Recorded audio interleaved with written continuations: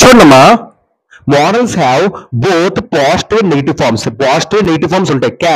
Cannot అనొచ్చు, దాని contraction can't అని కూడా అనొచ్చు. Could negative form, could not అనొచ్చు, కుడ్ కూడా అనొచ్చు. మేట్ అనొచ్చు, మెయిన్ అనొచ్చు. మైట్ అనొచ్చు, మైట్ అనొచ్చు.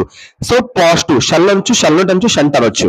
షుడ్ నాట్ అనొచ్చు, షుంట్ అనొచ్చు. విల్ నాట్ అనొచ్చు, వోంట్ అనొచ్చు. వుడ్ నాట్ అనొచ్చు, వుడెంట్ అనొచ్చు. మస్ట్ నాట్ అనొచ్చు, మజంట్ అనొచ్చు. నీడ్ నాట్ అనొచ్చు, నీడింట్ అనొచ్చు. ఆట్ నాట్ టు అనొచ్చు, ఆంట్ అనొచ్చు. కానీ స్పెషల్ నోట్ మే నాట్ అని కాంట్రాక్ట్ ఫార్మ్స్ అంటే ఇవి. మజంట్, వుడెంట్, వోంట్ ఇలాంటి contract forms may not and negative forms కి, మైట్ నాట్ నెగిటివ్ ఫార్మ్స్ కి, ought not and negative forms కి కాంట్రాడిక్టెడ్ ఫార్మ్స్ ఉండవు. ఎగ్జాంపుల్ మే నాట్ అంటే, మైట్ నాట్ అంటే, ఆట్ నాట్ అంటే అలా ఉండవు. ఓకేనమ్మా?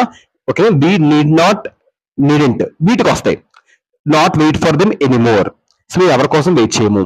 You shouldn't scold your children so much. మీ పిల్లల్ని ఎక్కువగా నువ్వు స్కోల్డ్ చేయకూడదు. ఆట్ నాట్ టు చూస్తే ఇక్కడ ఆట్ నాట్ టు అని పెట్టాలి.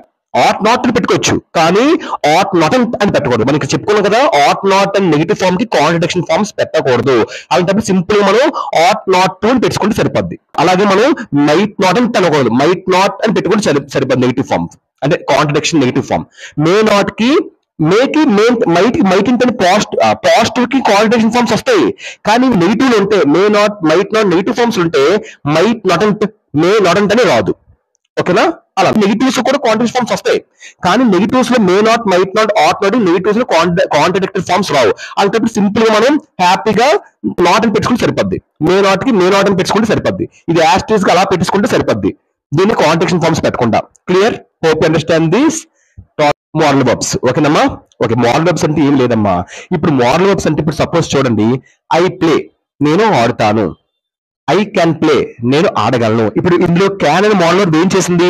ఒక మూడ్ని తెలియజేసింది. ఇది ఒక ఎబిలిటీ. కుడ్ ప్లే అంటే నేను పాస్ట్ లో ఆడగలిగాను. క్యాన్ అంటే ప్రెసెంట్ ఆడగలుగుతాను. కుడ్ అంటే పాస్ట్ లో ఆడగలిగాను. ఐ ప్లే అంటే ఆడుతాను. Just simple sentence, simple present tense.